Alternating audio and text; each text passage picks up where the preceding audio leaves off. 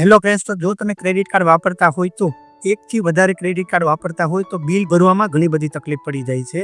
Bill ભરવામાં જો તારીખ ચૂકાઈ જાય તો ઘણો બધો એ લોકો ચાર્જ વસૂલે છે. તો આજે આ બધી જ તકલીફોમાંથી એક જ સોલ્યુશન હું આપવાનો છું કે તમારી પાસે એકથી વધારે ક્રેડિટ કાર્ડ હોય તો એક એવી એપ્લિકેશન છે જેમાં તમારા એક સાથે એકથી વધારે ક્રેડિટ કાર્ડ એડ ઓન કરવાથી કોઈ પણ તારીખ નહીં જાય, સાથે સાથે કોઈ પણ હિડન ચાર્જ લાગતા હોય તો એ પણ નહીં લાગે, કોઈ પણ તમારી ડ્યુ ડેટ હશે તો એ પણ તમને જણાવશે, સાથે સાથે તમારા વોટ્સએપ પર પણ નોટિફિકેશન મોકલશે, મેલ પર પણ નોટિફિકેશન મોકલશે કે તમારું ક્રેડિટ કાર્ડનું બિલ બની ગયું છે, તમે ભરી દો.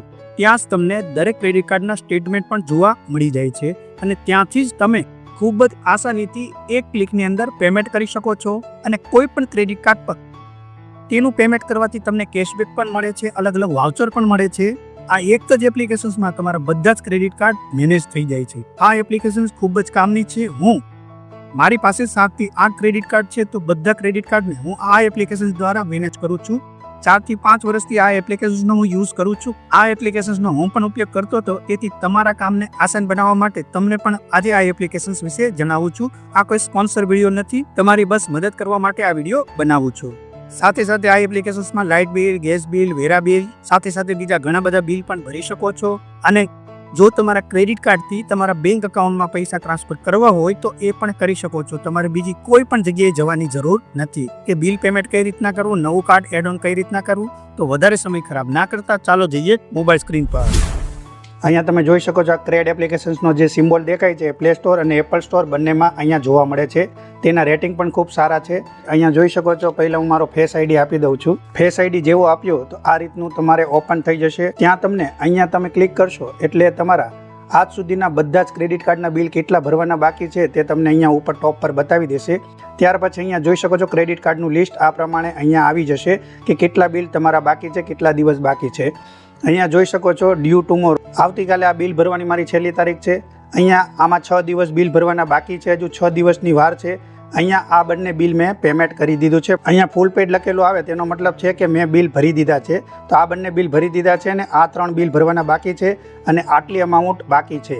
તો હવે કઈ રીતના કેટલું બિલ છે આ બધા જ ક્રેડિટ કાર્ડનું લિસ્ટ તમે સામે જોઈ શકો છો. એક પણ ક્રેડિટ કાર્ડનું બિલ તમારે ભરવું હોય તો અહીંયા જોઈ શકો છો. એક્ઝામ્પલ માટે આ કાલે બિલ ભરવાનું છે તો આપણે તેના પર ક્લિક કરીશું. હવે તમે અહીંયાથી પણ તમે સ્ટેટમેન્ટ જોઈ શકો છો કે આ 2500 રૂપિયા મેં ક્યાં વાપર્યા. તો અહીંયા સ્ટેટમેન્ટ આ રીતે આવી જાય છે. ત્યાર પછી જો તમારે બિલ ભરવું છે, અહીંયા જોઈ શકો છો ડ્યુ ટુમોરો એટલે આવે છે કે આવતીકાલે છેલ્લી તારીખ છે. તો ત્યાં અને મેં કેટલા રૂપિયા વાપર્યા છે તે પણ અહીંયા લિસ્ટ અહીંયા બતાવી દે છે, સ્ટેટમેન્ટ બતાવી દે છે. અને જો આમાં કોઈ હિડન ચાર્જ હશે તો પણ બતાવી દેશે કે અહીંયા એક્સ્ટ્રા કોઈ ચાર્જ લાગેલો છે, કોઈ ચાર્જ તમારા કાર્ડ પર લાગેલો હોય તો. અહીંયા નીચે તમને પે નાવનો ઓપ્શન જોવા મળે છે, તેના પર તમારે ક્લિક કરવાનું છે. જેવું તમે ક્લિક કરશો તો આ પ્રકારનો ઇન્ટરફેસ તમને અહીંયા જોવા મળી જશે.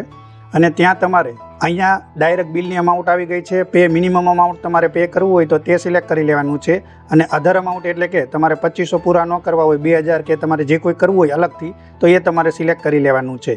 આપણે અત્યારે પૂરેપૂરું અમાઉન્ટ પે કરી દઈશું. તો અહીંયા પે ઇન્સ્ટન્ટલી પર તમારે ક્લિક કરી દેવાનું છે. અહીંયા તમે વ્યૂ ઓલ પર ક્લિક કરશો એટલે તમે કઈ રીતના પેમેન્ટ કરી શકો છો એ બધા જ ઓપ્શન્સ અહીંયા તમને જોવા મળી જશે. અહીંયા યુપીઆઈથી પણ કરી શકો છો, અહીંયા તમે નેટ બેન્કિંગથી પણ કરી શકો છો. ત્યાર પછી તમારે પે નાવ પર ક્લિક કરી દેવાનું છે. અહીંયા ડાયરેક્ટ જોઈ શકો છો ગૂગલ પે ઓપન થઈ ગયું છે અને અહીંયા મારે ગૂગલ પેનો પાસવર્ડ નાખવાનો છે. પાસવર્ડ નાખ્યા પછી સબમિટ પર ક્લિક કરી દો. જેવું ક્લિક કરશો એવું અહીંયા જોઈ શકો છો બિલ ભરાઈ ગયું છે અને કેશબેક પણ મને મળી ગયું છે. અહીંયા ટોટલી અહીંયા ભરાઈ જાય છે. મેસેજ પણ આવી ગયો છે, જોઈ લો આઈસીઆઈસીઆઈ બેંક તરફથી. અહીંયાથી તમને બંને મેસેજ આવી જશે, તમારા બેંકના પણ અને અહીંયા તમારે જે કોઈ કાર્ડનું પેલું છે તેમાં પણ આવી જશે. અને તમને વોટ્સએપ પર પણ આની વારે ઘડીએ નોટિફિકેશન મળ્યા કરશે. જ્યાં સુધી તમે ક્રેડિટ કાર્ડનું બિલ પેમેન્ટ ભર્યા નહીં હોય ત્યાં સુધી આ રીતના ડાયરેક્ટ તમે અહીંયાથી પે પર ક્લિક કરશો તો પણ આવી જશે. અને કેટલા દિવસનું સ્ટેટમેન્ટ છે, ક્યારે ભરવાનું છે, કયું સ્ટેટમેન્ટ છે, કેટલા દિવસનું સ્ટેટમેન્ટ છે, બધું જ અહીંયા વોટ્સએપ પર પણ વારે ઘડીએ તમને નોટિફિકેશન આવે છે, જેથી તમે બિલને સારી રીતે ભરી શકો તેના ડ્યુ ડેટ પહેલાં. એટલે તમારે ચાર્જમાંથી તમે બચી શકો. અહીંયા ઉપર જોઈ શકો છો 23,000 સમથિંગ હતા, એ બિલ ભરાઈ ગયું એટલે અહીંયાથી ફૂલ પેડ થઈ ગયું. તેના પર ક્લિક કરશો એટલે અહીંયા જોઈ શકો છો જે નીચેનું 2422 રૂપિયા હતું એ ફૂલ પેડ થઈ ચૂક્યું છે. હવે મારે આ 2 બિલ ભરવાના જ બાકી રહ્યા છે.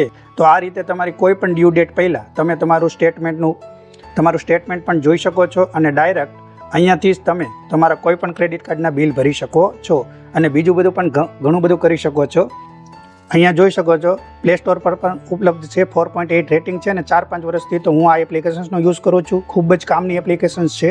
હવે તમારે તમારું કોઈ કાર્ડ એડ ઓન કરવું છે ક્રેડિટ કાર્ડ તો કઈ રીતના કરી શકો છો. અહીંયા તમે ઓપન કરી લો.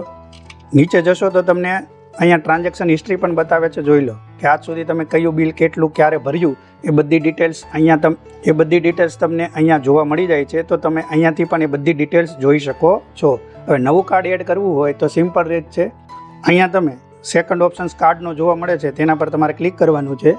કાર્ડ પર ક્લિક કરશો પછી આ પ્રમાણે તમારા બધા કાર્ડ અહીંયા બતાવી દેશે અને નવું કાર્ડ એડ કરવું હોય તો તમારે આ રીતે નીચે જવાનું છે. એડ અ ન્યૂ કાર્ડનો ઓપ્શન્સ તમને જોવા મળે છે તેના પર તમારે ક્લિક કરવાનું છે. અહીંયા તમારે જે કોઈ બેંકનું ક્રેડિટ કાર્ડ હોય તે બેંક સિલેક્ટ કરી લેવાની છે.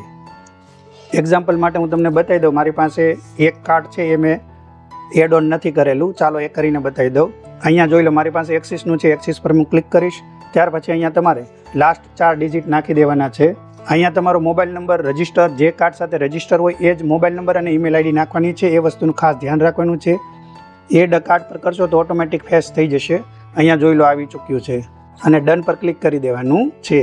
આ રીતનો ઓપ્શન્સ આવી જાય તો અહીંયા તમારે એડ કાર્ડ પર ક્લિક કરીને અહીંયા તમારે કાર્ડનો પૂરો નંબર નાખી દેવાનો. નામ તમારા ક્રેડિટ કાર્ડ પર જે નામ હોય તે નામ પણ નાખી દેવાનું છે. ત્યાર પછી પ્રોસેસ પર ક્લિક કરી દેવાનું છે.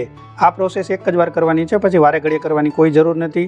અહીંયા તમારે એક્સપાયરી ડેટ અને CVV નાખી દેવાનું છે. અહીંયા કોઈ પ્રોબ્લેમ નથી. હું ઘણો ટાઈમથી મારા કાર્ડ યુઝ કરું જ છું. સિક્યોર યોર કાર્ડ અહીંયા તમે જોઈ શકો છો. Secure your card RBI guideline પ્રમાણે છે. ત્યાર પછી સિક્યોર પર ક્લિક કરી દેવાનું છે. તો અહીંયા તમારું કાર્ડ સિક્યોર થઈ જશે અને એકવાર આ રીતના પેમેન્ટ અહીંયા જોઈ શકો છો. 2 રૂપિયા તમારા બેંકમાંથી કપાઈ જશે ને પાછા જમા પણ થઈ જાય છે. OTP આવે એ OTP નાખી દેવાનો છે. 2 રૂપિયા કપાશે અને પાછા જમા પણ થઈ જશે કારણ કે કન્ફર્મ કરે છે કે તમારું જ કાર્ડ છે કે નહીં. તો અહીંયા હું 2 રૂપિયા કપાઈ ગયા છે. હમણાં તમને મેસેજ પણ બતાવી દઉં. જો સ્પેન્ડ 2 રૂપિયાનો મેસેજ આવી ગયો છે ઉપર જોઈ શકો છો. અને અહીંયા ત્યાર પછી લોગિન વિથ ગૂગલ પર ક્લિક કરીને તમારી જે ઈમેલ આઈડી હોય તે ઈમેલ આઈડી અહીંયા સિલેક્ટ કરી લેવાની છે. જો બીજી ઈમેલ આઈડી હોય તમારી તો તમારે બીજી ઈમેલ આઈડીમાં જેમાં સ્ટેટમેન્ટ આવતું હોય તે ઈમેલ આઈડી અહીંયા સિલેક્ટ કરી લેવાની છે. અહીંયા અલાઉ પર ક્લિક કરી દેવાનું છે અને કન્ટિન્યુ પર ક્લિક કરી દેવાનું છે. આ પ્રોસેસ એક જ વાર કરવાની છે. પછી કોઈ પણ મગજમારી નથી કરવાની. ડાયરેક્ટ જ તમે બિલ પેમેન્ટ કરી શકશો. અને બીજા પણ ઘણા બધા ફીચર્સ છે. અહીંયા હું બધા નથી બતાવતો. વિડીયો બહુ લાંબો થઈ જશે.